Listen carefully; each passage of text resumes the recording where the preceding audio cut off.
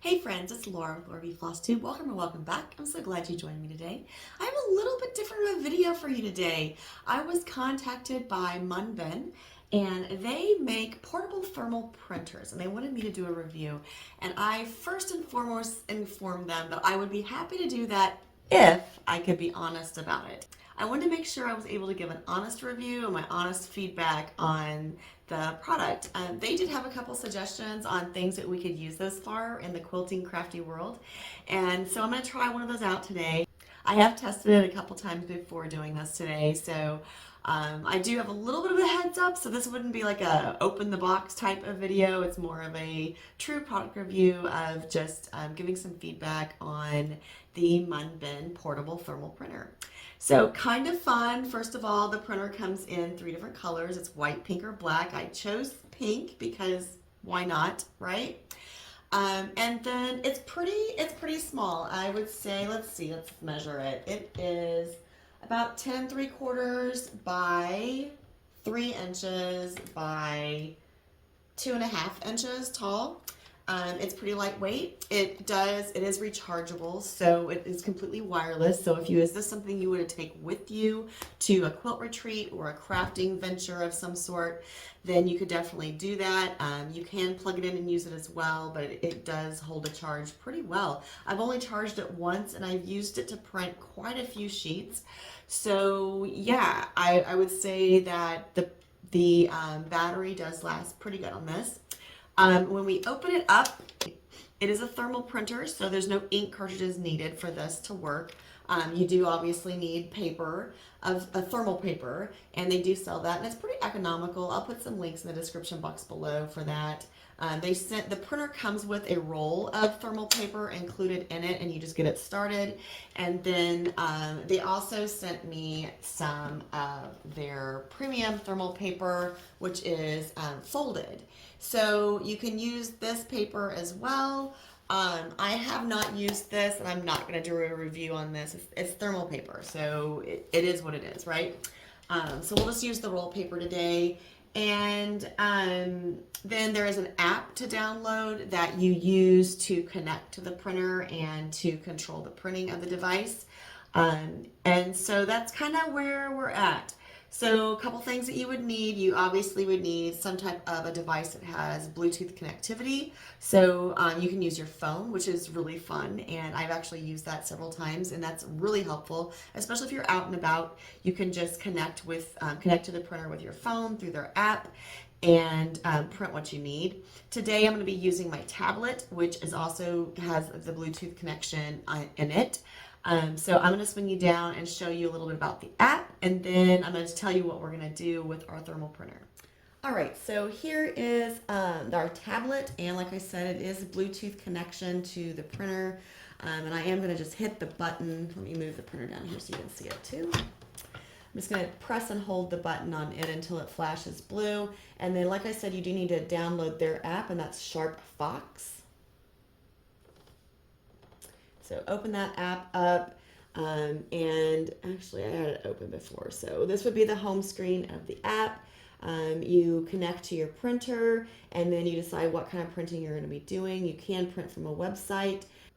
There are some pre-made videos in the app itself, so if you need help with the Bluetooth connection or how to set up the roll and folded paper, and then there's documents print, photo printing, all of that is in there, so if you need help on any of those items, they do have the help tutorials in there. Also up here at the top, you'll see that you can connect to a device. If we tap that, it's going to be looking for this printer.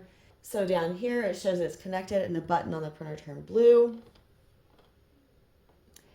And then you can also choose what type of paper you have up here. I am using the roll paper, so I'm just going to leave it on that. But if I did want to use folded paper, you would just change it to whatever you're using there. Okay, so the first thing you have to do is you have to import the document or whatever that you're going to be printing. You can't just select the document in your files and print to the printer. You have to go through their app. So if you click on, or tap rather, on document print, you can tap import file, And then it gives you some choices down here of where to import from. So I'm going to go local because I know it's in my local files. And I'm going to tap which one I want. And then you just need to give it a minute, and it's going to say it's still empty, but then it's uploading in the background, and then that document will appear in your list of documents that you're able to print. And then right now I'm on the All button up here, or the All tab. But if you go and say Word, it wasn't a Word file, it was a PDF. So there is a way to kind of filter your documents a little bit inside the the SharpFox app. So this is what we're going to be printing today, and we are going to be using this for foundation paper piecing. Believe it or not, I am not a huge foundation paper piecer, but that was one of the suggestions they made, and I was like, oh, that would be kind of cool. So let's try this. So we're going to open the file, but we don't want to print all of this, and this is one of the Moda Blockheads 5 documents that I'm using, and I just want to print out the 12-inch block, the paper piecing pattern, or foundation paper for that. So this is page, I believe this is page 5 in the document. Hang on, let me see. That's one thing, they're not numbered, the page numbers aren't done. So let's see, 1, 2, 3, 4, yeah, page 5. So we're going to tell it we want to print just by tapping the little printer icon up at the top. And it's going to ask us down here what we want to print. So I'm just going to tell it that I only want to print page 5, because I don't want to print all of it. I just need page 5. And I'm actually going to be making 3 blocks. I have 1 printed out, so I'm going to print 2 of these. And then it's going to say, it has choices in here. So if you did change your paper, you could change the paper here. The print mode, you can decide like what kind of print mode. Image is obviously better, is the best type, and text, and then normal, and then print density. How good of a printing do you want on there? And then if you want it portrait or landscape. I'm going to leave all of those the way they are because I want to make sure that it prints at the right size, especially for foundation paper piecing. And so we're just going to tap print, and it's going to start printing out of the printer. And it's going to tell me printing range is 5 to 5, and that is what I want, and I want 2 of them, so yes, continue. So here is the first one. I'm going to move my tablet so it's out of the way.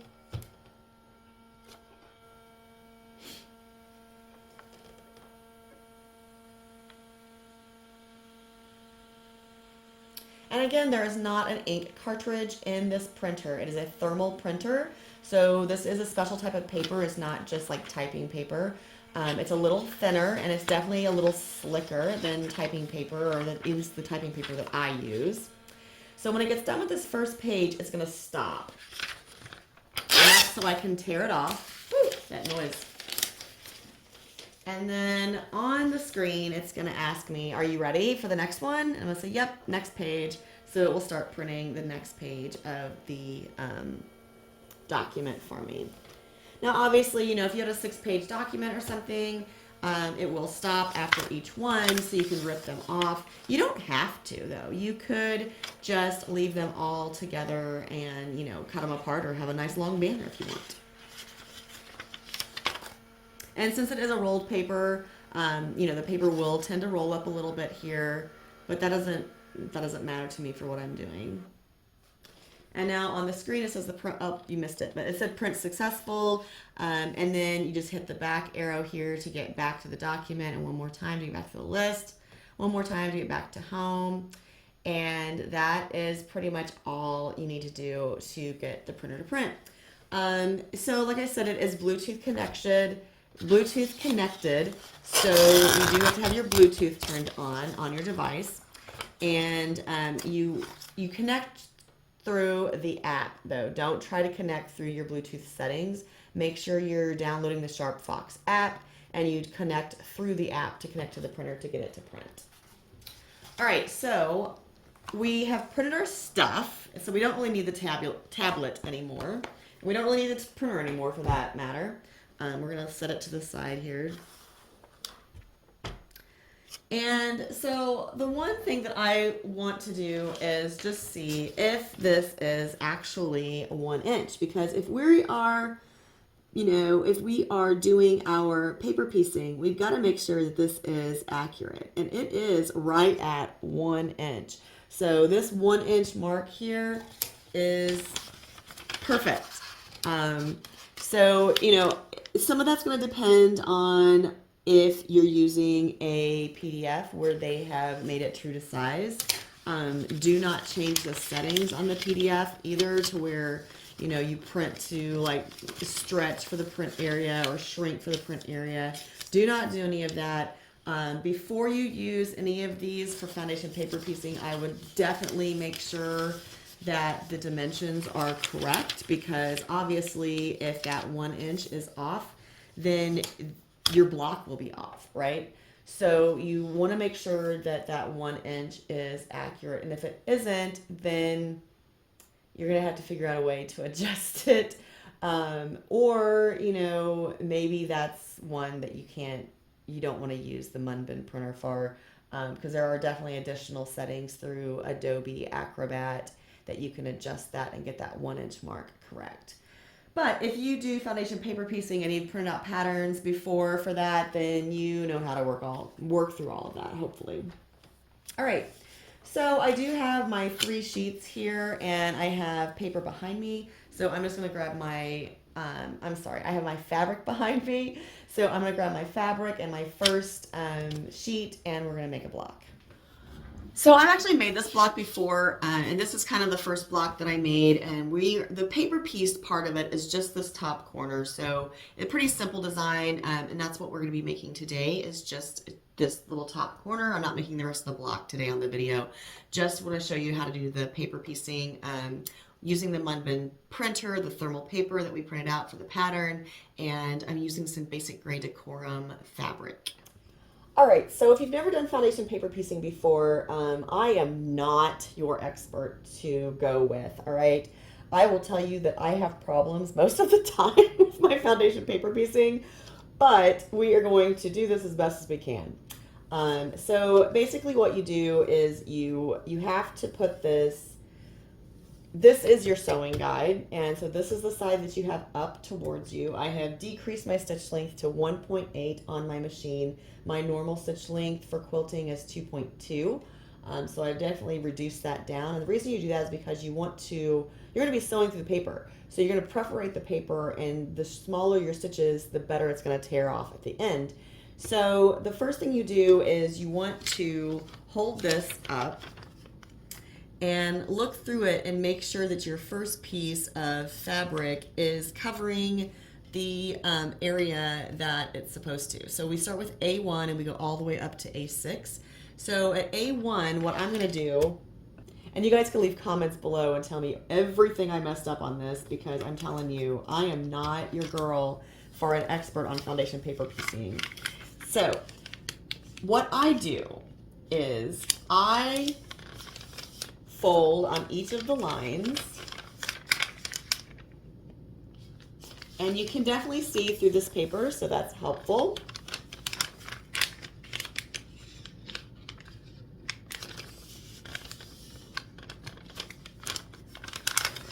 I have 2 more lines to fold on. This paper is pretty thin, so like I said, I can see through it really easily. And it's folding really easily. Definitely easier than typing paper. That's what I'll say. Definitely easier than typing paper.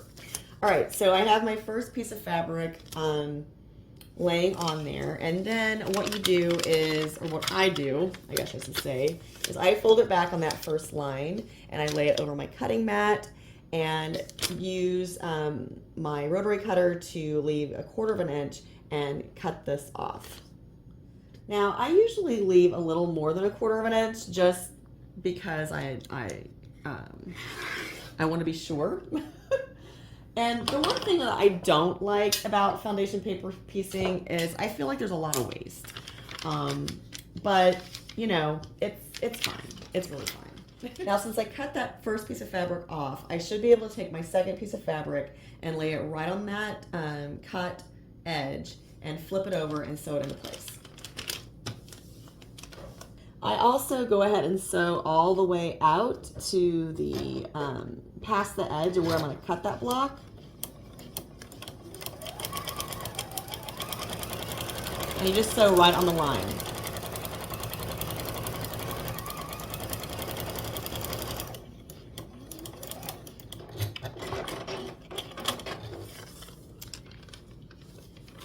Flip it over.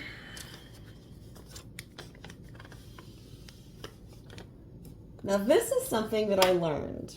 When you are using the thermal paper to do your foundation paper piecing, you don't want to take this to your iron very often because thermal paper is heat sensitive, and if I took this to my iron and pressed down on this, I could potentially lose some lines on the other side because of the heat from the iron.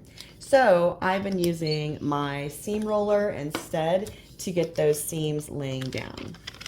If I did this correctly, I should be able to hold it up and see through the paper, which you can see, and it does go past the A2 line to the A3 line, and so I'm good to go. So I'm gonna take this back to my cutting mat, cut on that, cut the 1/4 inch seam on that, and put my next piece of fabric on. This is why it's important to do all of your folding for the lines first, because then you can just fold it right back and cut this fabric off.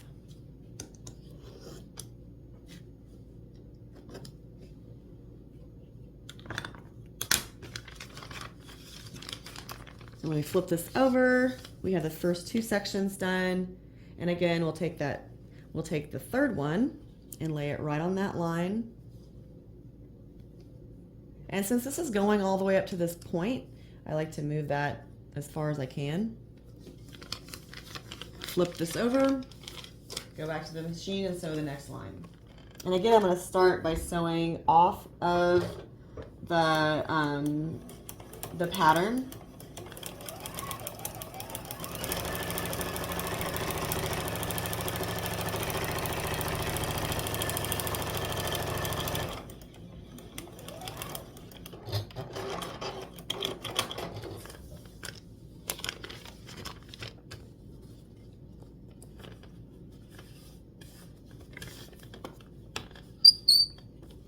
My seam roller needs some oil.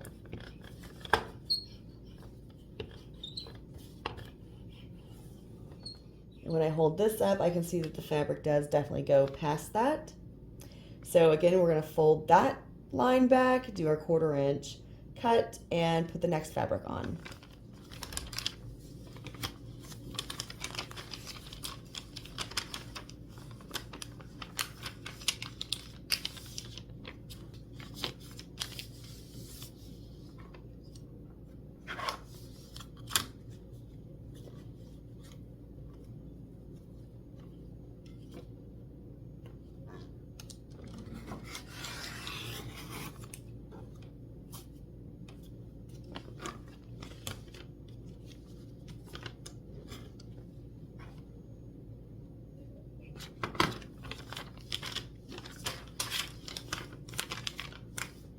And again, here's our line for our next fabric.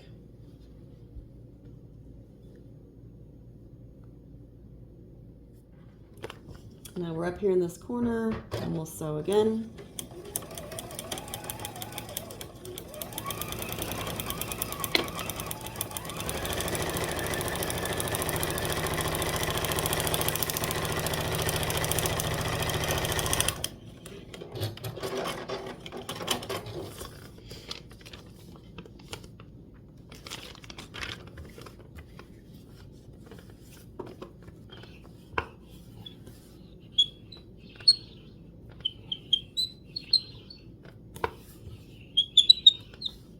And again, I'm not using my iron because of the thermal paper.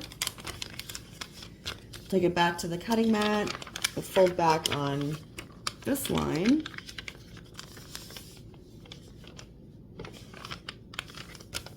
Oh, here, I meant to hold this up again for you to see. It does cover. We'll fold back on this line, take it to our cutting mat and cut. The only thing about this pattern is that here in this corner, it gets to be quite bulky.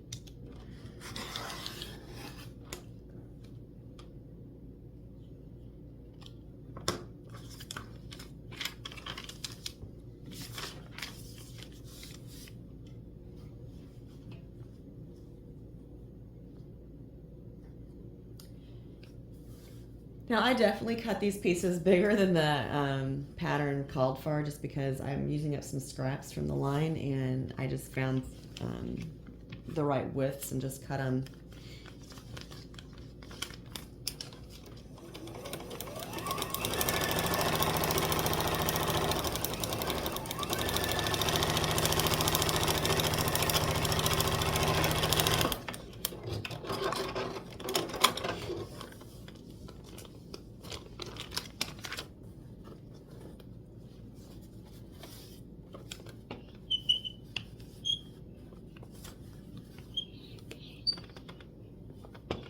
Like I said, I am not a really experienced foundation paper piecer, so I tend to cut my pieces bigger than the pattern calls for, just because I know that I'm not always the best at it.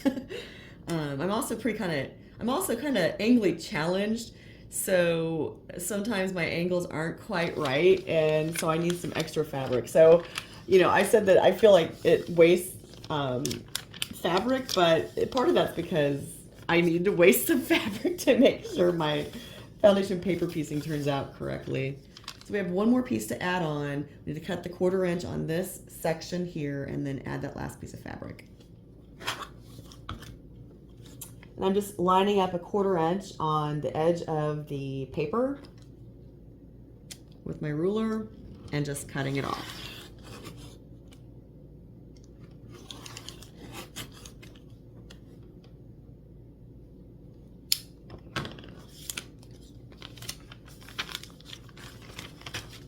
We are almost there.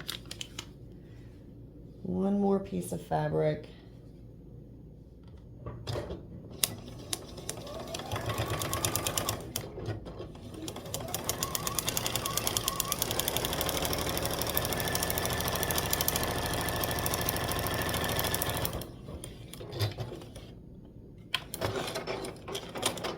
Now you may have noticed that I sewed this way instead of that way, and there was really no reason for that.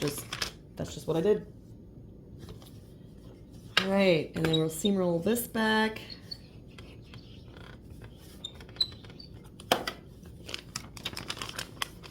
And it does cover, yay. All right, so now we're gonna take this to the iron and iron all of those seams good and flat before we cut out this block. Now, I'm gonna iron on the fabric side, not the paper side, because, well, just because. And we're gonna give it a good press, and then I'll flip it over and show you why you don't iron in the middle of your paper piecing. All right, so that's good and flat. So, you can't iron the thermal paper, okay? If I would have ironed this as I was building the block, I probably would have lost my lines in the thermal printing. So that's why I said don't iron this. Use a seam roller for your foundation paper piecing on the thermal paper. Now I do still have my outside lines that I have to cut, and so you have to be a little careful to make sure that you don't lose those. So we're going to take this over to the cutting mat and we'll cut out our block, and then we'll rip our paper off. And I'm just lining my ruler up on the dotted lines.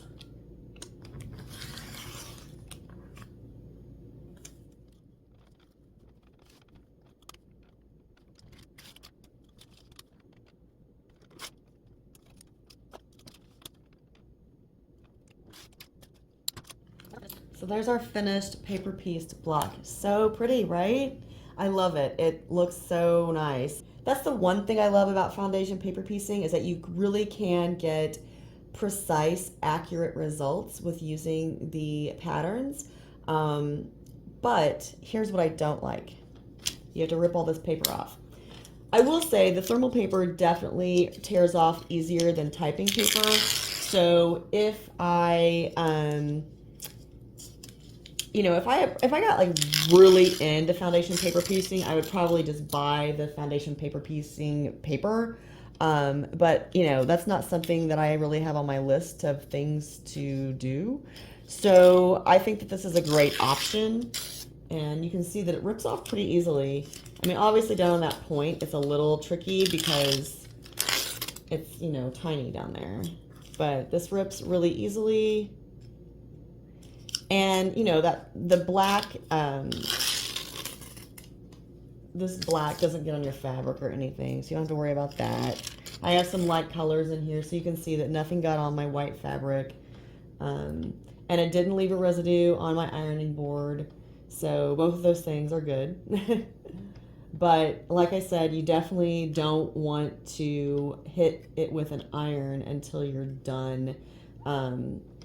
And even then, be careful about the edges of whatever you're cutting out, because you don't want to lose your cut marks either. So here's our finished block, and that is the top corner of our larger block that we're making. So here's the whole block that we're making, and as you can see, this is the top corner up here. So I have 3 more of these to make, or yes, 2. I have 2 more of these to make, and so I can make 3 more blocks for my quilt. I'm not going to do those with you today though, but just know that they are happening, and we're going to just wrap up our review of the thermal printer. All right, so here's my honest take. I like the idea of the portable thermal printer. It's really cool, and it did work really well for the foundation paper piecing for the most part. Like I said, you know, you don't want to hit that paper with an iron, because you're going to lose all your marks because it's going to turn black on you. You want to be careful even at the end when you're ironing it out before you cut out your block, to make sure you don't lose your cut marks on the outside of that block or whatever shape you're cutting out. So make sure you're careful with your iron with it, because again, thermal paper, heat sensitive, it will turn black on you. But it works really well. It was easy. My machine had no issue sewing through it. It was easy to rip off, definitely easier than typing paper. If you're like a die-hard foundation paper piecer, I'm sure that you probably get the foundation paper that is a lot thinner, and this is not going to compete with that. So, but if you're someone like me that occasionally does foundation paper piecing because I'm in some kind of a sew along and they throw one at you, then it might be a great option for you. I do like how it's completely portable, that there's no cords or anything. I can charge it and then take it with me and use it on the go. I like how I can connect to it with my phone and my tablet. I am using I didn't mention this earlier, both of my devices are Android. I have not tested it with like an Apple product. It is compatible with Apple products. I just don't have Apple products. I have Androids. So both of my devices were Samsungs, and they had no issues connecting to it. You do connect through the app, not through just your Bluetooth connection. The app itself is a little cumbersome until you figure it out, just with importing the documents rather than just being able to print a document from your device. You have to import it into the app before you can print it. So that's a little tricky to figure out until you understand the process. So yeah, I think I would probably use it again for foundation paper piecing. Just knowing that I need to use my seam roller. I don't need to hit it with an iron until I'm completely done with it. But I have other things in mind that I would also use it for. I would definitely use it if I wanted to label some quilts that I was taking to a quilt show, or if I had projects that I was kitting up, I would definitely use it to print out labels to just put on my stacks or in my little baggies for patterns and kits that I made up. I would also use it for a project planning sheet. Now, the printing or the impression on thermal paper does not last indefinitely. So if you have projects that you are going to be doing over a course of like a long period of time, then thermal printing is probably not a good option for you. But if you have kits that you're taking with you to a retreat or If you are hosting an event where you need to print out some things for people while they're at the event to use, then it would be great. So I did contact the company and ask them about the longevity of the thermal printing. They did say that the roll paper, the impression on those would last about 3 to 5 years. Now the fan fold paper, it will last 7 to 10. And that's with, with like normal temperatures. If you don't lay it out in the sun because you're going to lose your thermal printing. But in like normal room temperature, it should last, like I said, the roll paper 3 to 5 years and the fan fold 7 to 10. So that's another thing to keep in mind if you're thinking about using thermal paper. I wouldn't, if you're the type of person that starts projects and they sit on the shelf for years and years and years, I don't know if I would use thermal paper to label those. But if you're, like I said, if you're going to a retreat and you have things that you are going to work on that weekend, or in the next, even if it's like a project that's going to take a year or 18 months or something, then it would be totally fine for that. And I probably will use it to label some of my, like my applique quilts that I do for Lori Holt and things like that. I'll probably make some labels for that just to stick in. It would also work great if like the pattern that we did today, there are like 18 different pieces for that block, and you could print out that front sheet and then put and label all of your pieces while you're making the block. So it'd be really good for that as well.